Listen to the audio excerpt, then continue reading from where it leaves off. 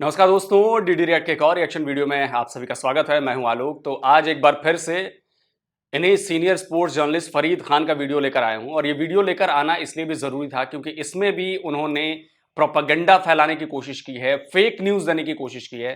तो भाई मुझे लगता है कि इनके खिलाफ कुछ एक्शन करना पड़ेगा।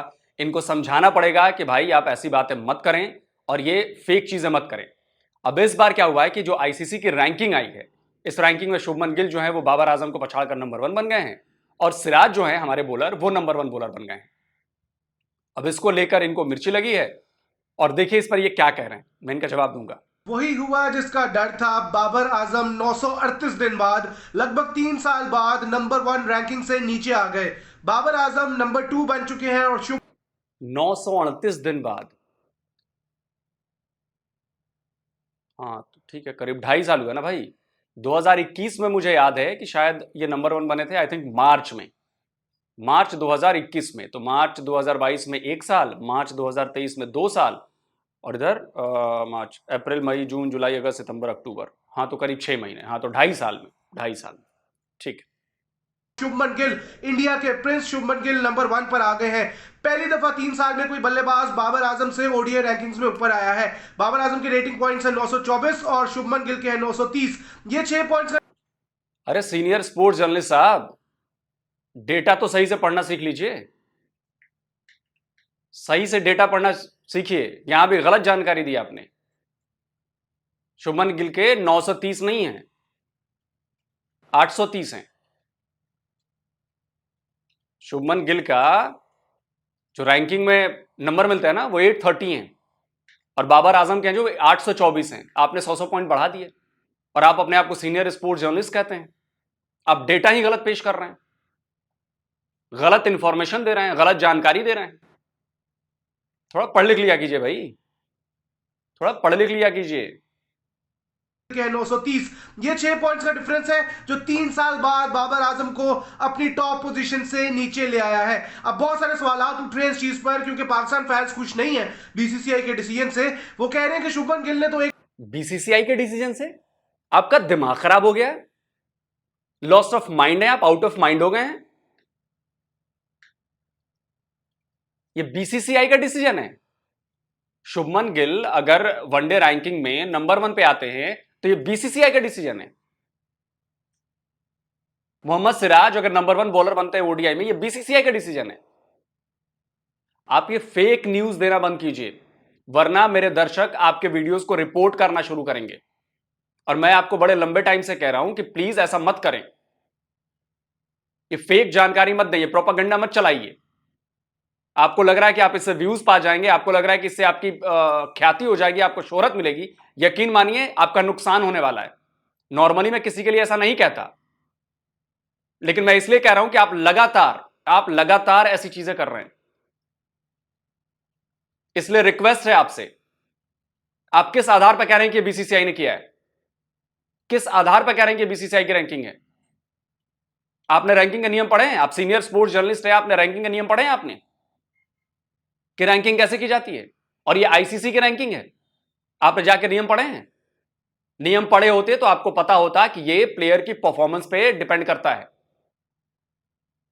जाकर नियम पढ़िए जो MRF tyres ICC player ranking से, उसमें साफ साफ लिखा हुआ है कि जैसी परफॉर्मेंस होगी क्रिकेट प्लेयर्स की उस हिसाब से पॉइंट बेस्ड सिस्टम है और बहुत सारे इसमें कैलकुलेशन होते हैं।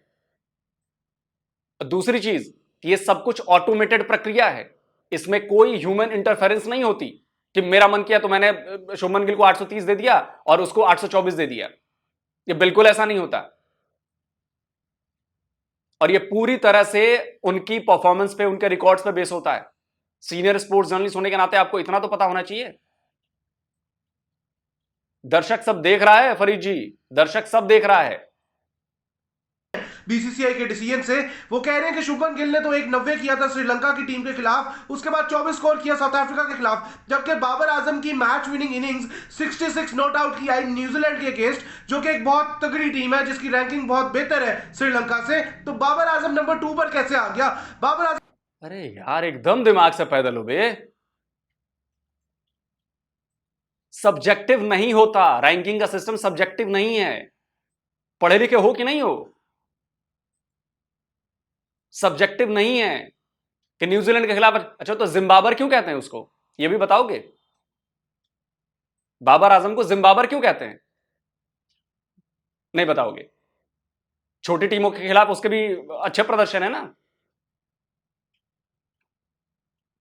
अकल से काम लीजिए फरीद जी, अकल से। आजम को नंबर 1 होना चाहिए और रहना चाहिए था, और फैंस एक्सपेक्ट नहीं कर रहे थे कि शुभमन गिल बाबर को इस वर्ल्ड कप में रिप्लेस कर पाएगा। लेकिन जो हुआ आपके सामने है, इसको बीसीसीआई की साजिश कहें, इसमें बीसीसीआई का हाथ कहें या कुछ भी कहें, लेकिन शुभमन गिल आप ऑफिशियली नंबर 1 बन चुके हैं। और विराट कोहली, एम एस धोनी, सचिन तेंदुलकर के बाद शुभमन गिल चौथे इंडिया के बल्लेबाज हैं जिन्होंने नंबर 1 रैंकिंग संभाली है। साथ साथ मोहम्मद सिराज जो इंडिया के बॉलर हैं वो भी नंबर 1 पर आ चुके हैं ओडीआई बॉलिंग रैंकिंग्स में। शाहीन शाह अफरीदी पिछले हफ्ते नंबर 1 थे, बल्कि पिछले साल तो शाहीन अफरीदी का नंबर 10 था, पिछले हफ्ते शाहीन अफरीदी नंबर 1 थे, लेकिन शाहीन को 5वें नंबर पर धकेल दिया उन्होंने। शाहीन ने 90 रन कंसीड किए थे पिछले मैच में न्यूजीलैंड के अगेंस्ट, और शाहीन पहले से 5वें नंबर पर गिर गए। इसके बाद मोहम्मद सिराज की ये दूसरी दफा, इसी महीने दूसरी दफा मोहम्मद सिराज जो है वो दोबारा से नंबर 1 आए हैं। इंडिया के एक ऐसे बॉलर हैं जिन्होंने बहुत सारी विकेटें ली हैं और वो डिजर्व भी करते हैं। एशिया कप फाइनल के बाद भी वो नंबर 1 आ गए थे, उसके बाद जॉश हेजलवुड ने उनसे वो रैंकिंग छीन ली थी, तो अब दोबारा से नंबर 1 हो चुके हैं वो। पिछले हफ्ते बाबर आजम और शाहीन नंबर 1 थे बॉलिंग और बैटिंग में, इस हफ्ते शुभमन गिल और सिराज नंबर 1 है बॉलिंग और बैटिंग में। तो साउथ एशिया के लिए it's a proud moment for south Asia, लेकिन पाकिस्तान के लिए इतनी प्राउड मोमेंट अब नहीं रही वो। अबे साउथ एशिया के लिए क्या प्राउड मोमेंट है बे? साउथ एशिया के लिए कौन सी प्राउड मोमेंट है? ओ अच्छा, याद आया, चंद्रयान 3 सक्सेसफुल हो गया जी। इंडिया के नहीं, पूरे साउथ एशिया की जो जी प्राउड मोमेंट है। हम भी तो सर उसी में आते हैं ना, साउथ एशिया में। पाकिस्तान भी तो साउथ एशिया में आता है। साउथ एशिया के लिए क्यों प्राउड मोमेंट है भाई, ये बता दो। बांग्लादेश के लिए क्यों प्राउड मोमेंट है ये? अच्छा, ऐसा तो नहीं कि हम मुसलमानों से जोड़ के देख रहे हैं कि मुसलमान बॉलर जो है वो नंबर 1 हो गया तो जी साउथ एशिया के लिए प्राउड मोमेंट है। अच्छा, ओ हो सकता है, ऐसा हो सकता है। अनफॉर्चुनेटली विराट कोहली की बात करें तो विराट कोहली दिग्गज बल्लेबाज इंडिया के नंबर 4 पर आ चुके हैं।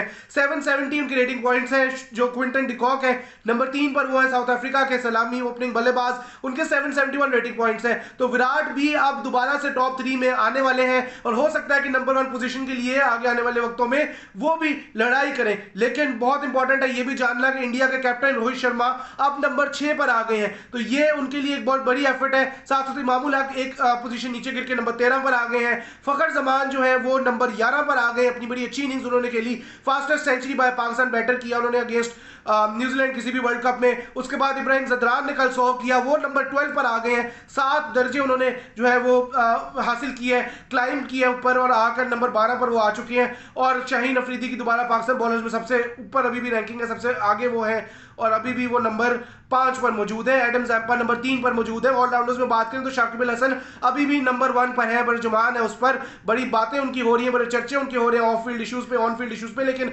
अभी भी नंबर 1 ऑलराउंडर्स में बांग्लादेश के कप्तान शाकिब अल हसन ही है। तो आप लोग कमेंट करें, वीडियो शेयर करें, क्या ये बीसीसीआई की साजिश है या डिजर्व करते हैं शुभमन गिल वाकई नंबर 1 होना, और क्या बाबर आजम अब नंबर 2 से नंबर 1 दोबारा हो सकेगा? क्या उसकी एक अच्छी इनिंग्स आएगी अगेंस्ट इंग्लैंड, या सेमीफाइनल में अगर पाकिस्तान इंडिया का मैच होता है कलकत्ता में, तो क्या बाबर और शुभमन में से कौन ज्यादा रन करेगा? वीडियो शेयर करें और कमेंट करके बताएं। यार दर्शकों, मैं तो सबसे पहले आपको कहना चाहूंगा कि भैया हमें काम स्टार्ट करना चाहिए, क्योंकि ये बहुत हो गया। अब ये बर्दाश्त से बाहर की चीज है। मतलब बाबर आजम नंबर 1 की रैंकिंग पे थे तो क्या पाकिस्तानी क्रिकेट बोर्ड की साजिश थी? तब ठीक था जी। क्यों? क्योंकि बाबर आजम अपने प्लेयर हैं और हमारे नंबर 1 है। शाहीन अफरीदी नंबर 1 थे तो वो पाकिस्तानी क्रिकेट बोर्ड की साजिश कहें हम? क्या गोबर भरा हुआ है आप लोगों के दिमाग में यार? एकदम मतलब हद ही कर दी यार आप लोगों ने। कुछ सेंसिबल बात करिए, लाखों सब्सक्राइबर हैं आपके, सेंसिबल बात करिए। और मुझे तो शक हो रहा है आपके कि आपने पैसे देके सब्सक्राइबर बढ़वाए हैं, इस पर भी शक हो रहा है मुझे। मतलब कोई ऐसे बात करता है? बीसीसीआई की साजिश इसमें कहां से हो गई, आप ये मुझे बता दें। ये आपने सोच भी कैसे लिया कि इसमें बीसीसीआई की साजिश है कि जिस शुभमन गिल को नंबर 1 बना दो? अगर बीसीसीआई को साजिश ही करनी होती तो करीब 2.5 साल तक बाबर आजम नंबर 1 बने रहे, पहले नहीं उठा के फेंक दिया होता। अकल से अंधों की तरह क्यों बात कर रहे हो यार?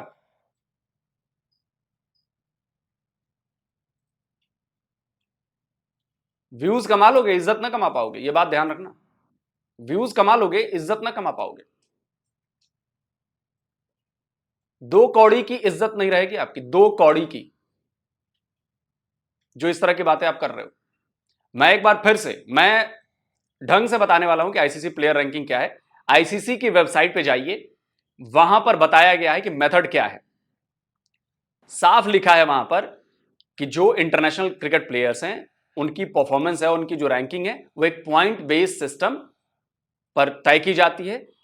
सीरीज ऑफ कैलकुलेशंस किए जाते हैं, बहुत सफिस्टिकेटेड मूविंग एवरेज है। 0 से 1000 के पॉइंट पर उनको स्केल किया जाता है।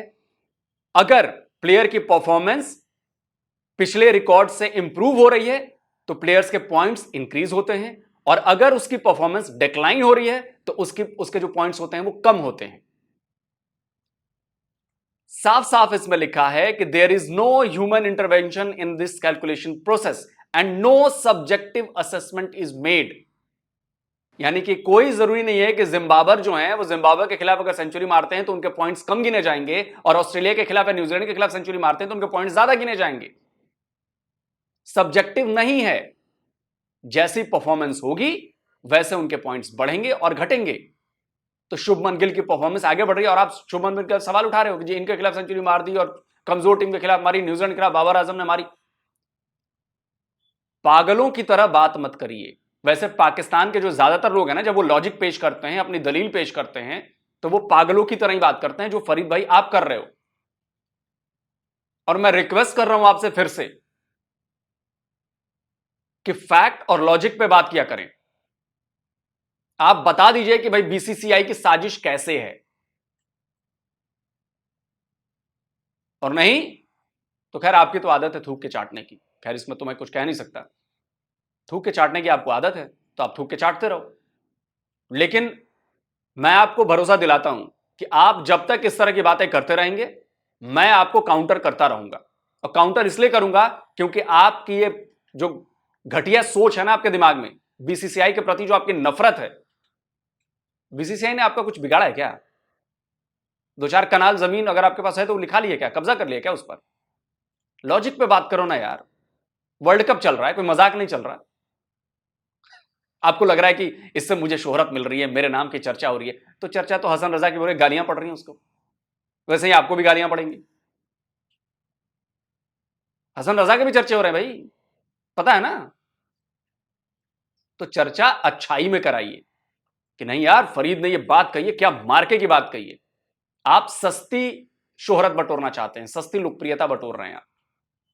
फायदा नहीं होगा इसमें, आपको यकीन मानिए फायदा नहीं होगा। दर्शकों आप लोग कमेंट करके बताएं। जल्दी मिलता हूं एक और नए वीडियो के साथ। नमस्कार, जय हिंद।